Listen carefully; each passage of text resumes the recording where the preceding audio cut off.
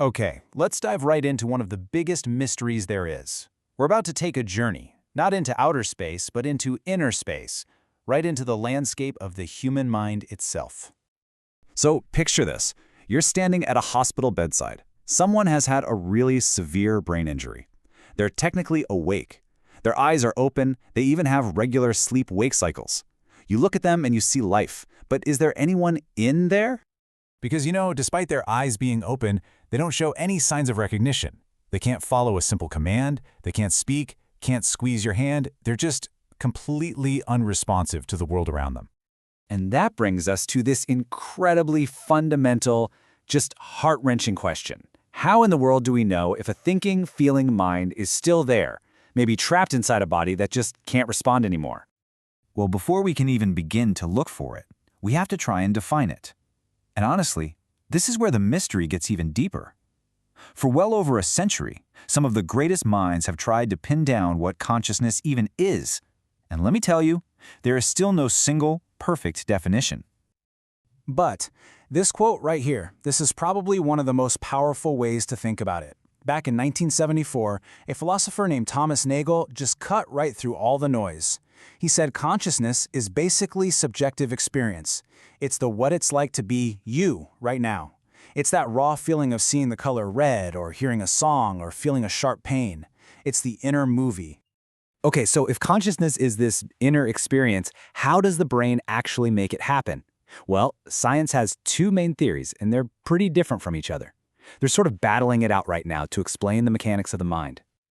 So first up, we've got the global neuronal workspace theory. The easiest way to think about it is like a theater. Most of the brain's work is happening backstage, totally unconscious. But when a piece of information is really important, it wins a competition and bam, it gets the spotlight on center stage. From there, it gets broadcast to this huge network of neurons, making it available for us to think about and act on. For this theory, consciousness is really all about access to information. And then we have the other contender, integrated information theory, or IIT. And this one takes a completely different angle. It says consciousness isn't about what a system does, like broadcasting information. It's about what a system is. It's about its structure. A system is conscious if its information is both super complex and totally unified, meaning you can't break it down into separate parts. They even have a mathematical measurement for it called phi. The higher the phi, the more conscious the system. So why should we care about these two competing theories? Well, they aren't just abstract ideas for a philosophy class. They give scientists a real framework for trying to solve that problem we started with, how to find a mind that can no longer communicate. This whole search boils down to a really critical question. What if, just because someone can't respond, it doesn't mean no one is home? That possibility led scientists to this idea of covert consciousness. It's a state where a patient is actually aware, but has completely lost the physical ability to show it. And this is where things get really incredible. Back in 2006, a scientist named Adrian Owen and his team did something that sounds like it's straight out of a movie. They put a woman who was supposedly in a vegetative state into an fMRI scanner, and they just asked her to imagine playing tennis. And unbelievably, the parts of her brain linked to motor planning lit right up, exactly like they would in a healthy person. It was the first time science had ever found a way to talk to a mind that couldn't talk back. Since that breakthrough, the toolkit has gotten way more advanced. Now we have portable EEG tests that can check for brainwave responses right at a patient's bedside. And there's an even more direct technique called TMS EEG. It literally pings the brain with a harmless magnetic pulse and then listens for the electrical echo. You can think of it like tapping a bell. If the echo is just a simple, dull thud, it suggests consciousness is gone.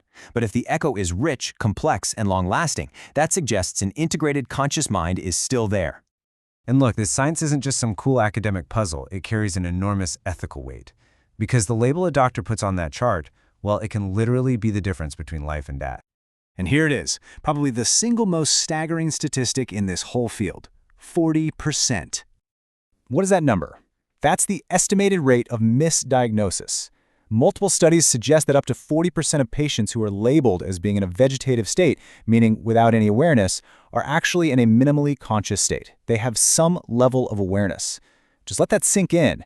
Think about what that means for their treatment, for their prognosis, for these huge end-of-life decisions.